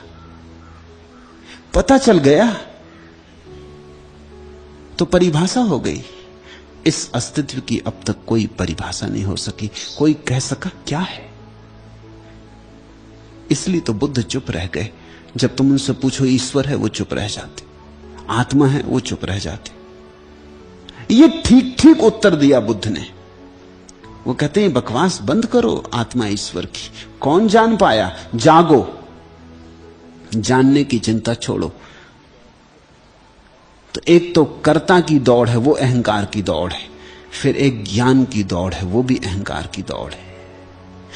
कर्ता कहता है अच्छा करो, बुरा मत करो। ज्ञानी कहता है सत्य को जानो, असत्य को मत जानो। लेकिन दोनों भेद करते। धार्मिक व्यक्ति तो कहता है जाना ही नहीं जा सकता। अगर मुझे सुन के तुम्हें यह समझ में आ जाए कि जाना ही नहीं जा सकता, फिर तुम कैसे खो पाओगे बताओ? फिर तुम यहां से चले जाओगे, क्या तुमने ये जो जाना कि नहीं जाना जा सकता, इसे तुम कभी भी खो सकोगे? फिर ये तुम्हारी संपदा हो गई। फिर तुम मुट्ठी खोलो कि बंद करो, तुम हिलाओ डुलाओ हाथ मुट्ठी खोल के या बंद करके, ये गिरेगा नहीं, ये तुम्हारी संपदा हो गई। फिर तुम इसे कैसे छोड़ पाओगे? कोई उपाय है छोड़ने का? जानना तो छूट सकता, भूल सकता, लेकिन ये अज्ञान का गहन भाव कि नहीं कुछ पता है।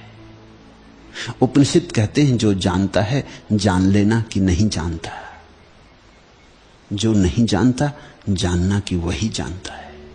और सुकरात ने कहा है मुझे एक ही बात पता है कि मुझे कुछ भी पता नहीं। ये परम ज्ञानियों की उद्घोषणाएं हैं।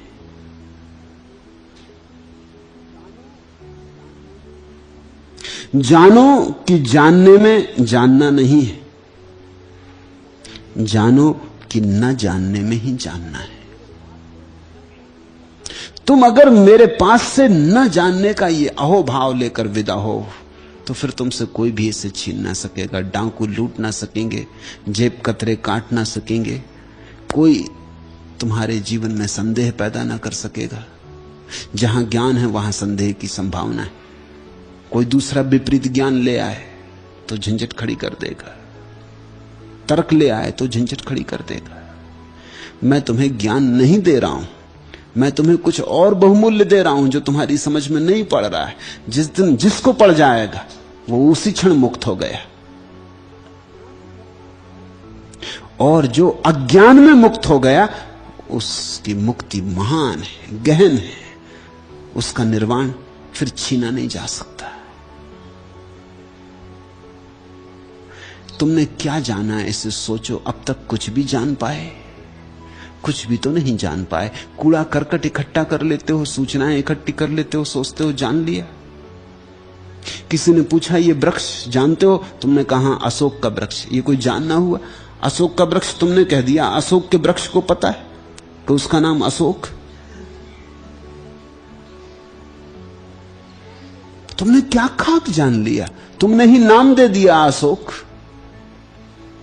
तुमने ही बता दिया कि अशोक का वृक्ष, तुम्ही ने तख्ती लगा दी, तुम्ही ने पढ़ ली। वृक्ष को भी तुम अभी तक नहीं समझा पाए कि तुम अशोक हो। तुम जानते क्या हो? काम चलाओ बातें, ऊपरी ऊपरी है, लेबल चिपका दिए। ज्ञान यहां कहीं भी नहीं। ना तो शास्त्रों में ज्ञान है, ना वैज्ञानिकों के पास ज्ञान है, किसी के पास ज्ञान नहीं। ज्ञान होता ही नहीं।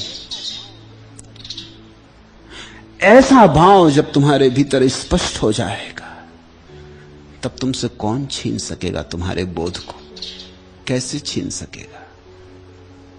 तब तुम एक शाश्वतता में जियोगे, कालातीत, क्षेत्रातीत। तुम्हारी शांति प्रगाढ़ होगी। उसी क्षण उसका उदय होता जिसके प्रति नमन हो सकता। वह उदय रहस्यपूर्ण है, ज्ञानपूर्ण नहीं।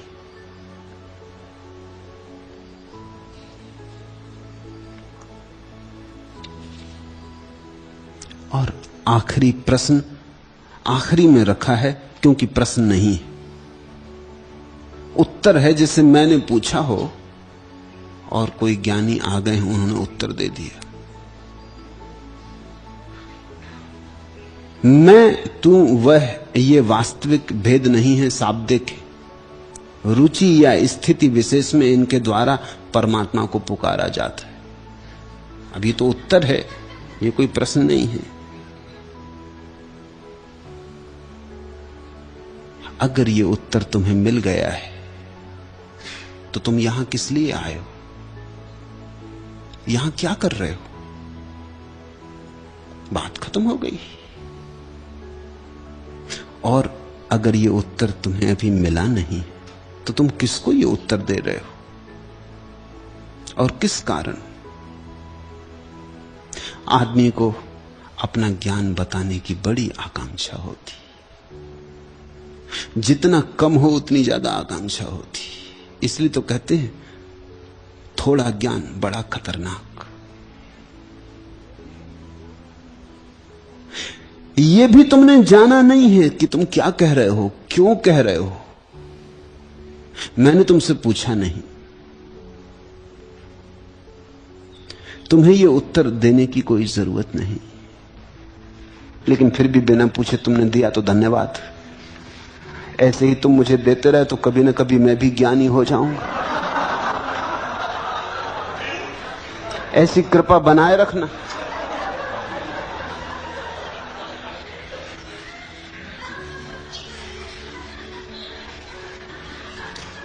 एक व्यक्ति आधी रात को सड़क पर घूम रहा था। एक सिपाही ने उसे रोक के पूछा, श्रीमान आपके पास इतनी रात गए सड़क पर घूमने का कोई कारण है?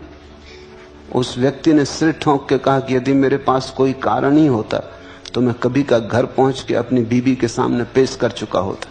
कारण नहीं है इसलिए तो घूम रहा हूं। अगर तुम्हें पता ही चल गया है जो तुमने कहा है, अगर तुम्हें पता चल गया है तो तुम परमात्मा के सामने उपस्थित हो जाते, तो मंदिर का द्वार खुल जाता। इन शाब्दिक समझदारियों में मत उलझो। मैं तू वह, ये वास्तविक भेद नहीं। कहा किसने कि ये वास्तविक भेद है?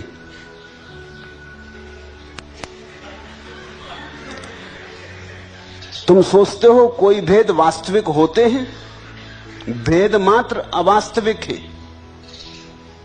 तुमको ये ख्याल किसने दे दिया कि भेद वास्तविक भी होते? और तुम कहते हो कि मैं तू ये सब शाब्दिक भेद है। ये शब्द ही हैं, स्वभावतः भेद शाब्दिक होंगे। तुम समझा किसको रहे हो? किसने कहा कि ये शब्द नहीं है? और अगर शब्द ना होते तो मैं कैसे बोलता, तुम कैसे लिखते? सब थे। रुचि या स्थिति विशेष में इनके द्वारा परमात्मा को पुकारा जाता है। तुम्हें परमात्मा का पता है? और जब तक स्थिति विशेष रहे और रुचि विशेष रहे तब तक परमात्मा से किसी का कभी संबंध हुआ है? अष्टावक्र कहते हैं दृष्टि शून्य। जब दृष्टि शून्य हो जाए, कोई दृष्टि ना बचे, जब कोई स्थिति ना बचे, कोई अवस्था ना बचे, तुम स्थिति और अवस्थाओं के पार हो जाओ, तभी परमात्मा का प्राकट्य होता है। तो अगर कोई रुचि है अभी शेष, तो तुम जिसको पुकार रहे हो वो परमात्मा नहीं, वो तुम्हारी पुकार है, तुम्हारी रुचि की पुकार है। परमात्मा से उसका क्या लेना देना? निश्चित ही अलग अलग रुचि के लोग परमात्मा को अलग अलग नाम देते रहते, लेकिन क्या इससे परमात्मा को नाम मिलते हैं? जैसा मैंने तुमसे कहा, अशोक के वृक्ष को भी पता नहीं कि वह अशोक का वृक्ष, और परमात्मा को भी पता नहीं कि तुम किस किस तरह के पागलपन उसके नाम से कर रहे हो। सूफी पुकारते हैं परमात्मा को स्त्री मानकर, प्रेयसी मानकर। कोई है जो परमात्मा को पिता मान के पुकारते हैं, जैसे ईसाई। कोई कुछ मान के पुकारते, कोई कुछ मान के पुकारते। इससे तुम्हारी रुचि भर का पता चलता है या तुम्हारी बीमारी का पता चलता है। इससे परमात्मा तक पुकार नहीं पहुंचती, क्योंकि परमात्मा न पिता है, न माता है, न भाई है, न बेटा है, न पत्नी है, न प्रेयसी है। परमात्मा कोई संबंध थोड़ी है तुम्हारे और किसी के बीच। परमात्मा तो ऐसी घड़ी है जहां तुम न बचे, जहां पुकारने वाला न बचा। तुम जब तक पुकार रहे हो तब तक परमात्मा तक पुकार न पहुंचेगी। जब पुकारने वाला ही मिट गया, जब पुकार न बची, जब कोई ना बचा पुकारने को, जब गहन सन्नाटा घिर गया, जब शून्य उतरा, शून्य दृष्टि, सब शून्य भाव हो गया, तभी हेरत हेरत हे सखी रहा कबीर हेराई। जब कबीर खो गया, खोजते खोजते, तब हुआ मिलन। कबीर ने कहा, जब तक मैं था तब तक तू नहीं, अब तू है मैं नहीं। तो तुम पुकारो विशेष स्थिति में, रुचि में, परमात्मा को नाम दो, ये सब तुम्हारे संबंध में खबर देते हैं, इससे परमात्मा का कुछ पता नहीं चलता। मगर ये उत्तर चाहा किसने था? तुम्हारे भीतर दिखता है ज्ञान खड़बड़ा रहा, प्रकट होना चाहता। तुम बड़ी खतरनाक स्थिति में हो। जब तुम मुझे तक नहीं बख्शे तो दूसरों की क्या हालत कर रहे होगे? तुम्हारे पंजे में जो पड़ जाएगा तुम उसी के गले में घोंटने लगोगे ज्ञान। अत्याचार कर रहे होगे लोगों पर, जिन पे भी कर सकते होगे तुम मौका ना छोड़ते होगे। ध्यान रखना, ऐसा ज्ञान किसी के भी काम नहीं आता। जब तक कोई तुम्हारे पास पूछने ना आया हो तब तक मत कहना, क्योंकि जो बिना पूछे कहा जाता है उसे कोई स्वीकार नहीं करता। जब कोई प्यास से पूछने आता है तब मुश्किल से लोग स्वीकार करते हैं, तब भी मुश्किल से स्वीकार करते हैं। खुद ही आए थे पूछने तो भी बड़े झिझक से स्वीकार करते, तब भी स्वीकार कर लें तो धन्य भाग। लेकिन जब तुम ही उनकी तलाश में घूमते हो ज्ञान लेके कि कहीं कोई मिल जाए तो उड़ेल दें ज्ञान उसके ऊपर, तब तो कोई स्वीकार करने वाला नहीं, लोग सिर्फ नाराज होंगे। इसलिए ज्ञानियों से लोग बचते कि चले आ रहे हैं पंडित जी, वो भागते कि वो पंडित चले आ रहे हैं, यहां से बचो, नहीं तो वो सिर खाएंगे। जो नहीं मांगा है वो देने की कोशिश कभी नहीं करना। कहा जाता है कि दुनिया में जो चीज सबसे ज्यादा दी जाती और सबसे कम ली जाती वो सलाह है। सलाह इतनी दी जाती और लेता कोई भी नहीं, क्योंकि मुफ्त तुम देते हो कौन लेगा? अकारण बिना मांगे तुम देते हो कौन लेगा? नहीं, इस तरह के ज्ञान को उछालते मत फिरो। कोई तुम्हारे पास जिज्ञासा करने आए कभी, उसको बता देना। कोई तुमसे पूछता तो उसको बता देना। लेकिन कोई पूछे ना, किसी ने जिज्ञासा ना की हो, तो ऐसी आतुरता मत रखो। ऐसी आतुरता खतरनाक है, हिंसात्मक है। ऐसे ज्ञानियों ने लोगों के मन में ज्ञान के प्रति बड़ी अरुचि पैदा कर दी। ऐसे ज्ञानियों के कारण जीवन की परम गुह्य बातें भी उबाने वाली हो गई हैं, उनसे रस समाप्त हो गया। चुप रहो। अगर किसी को पता चलेगा कि तुम्हें ज्ञान मिल गया, तुम्हें कुछ जागरण आ गया, लोग अपने आप आने लगेंगे। कोई पूछे तब कह देना। यहां तो कोई भी तुमसे पूछ नहीं रहा था, कम से कम मैंने तो नहीं पूछा था।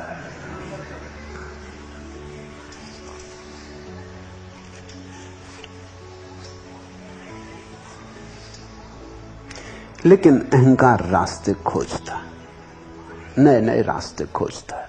किसी भी तरह से अहंकार अपने को प्रतिस्थापित करना चाहता है कि मैं कुछ हूं, विशिष्ट हूं, और वही विशिष्टता तुम्हारा कारागृह है।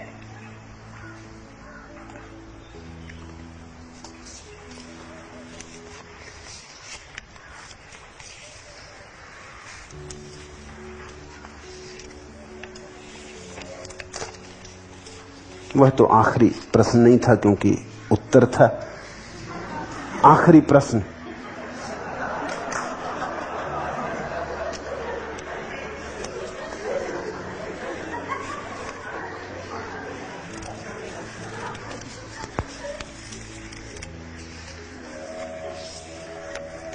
आपने कहा कि कृष्ण भरोसे के नहीं थे, उनसे अधिक गैर भरोसे का आदमी खोजना कठिन है।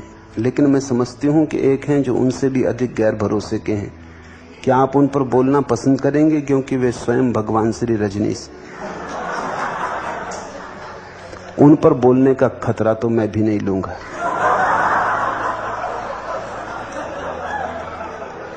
उनके संबंध में पूछो तो इतना ही कहूंगा, हरिओम तत्सत। आज इतना है।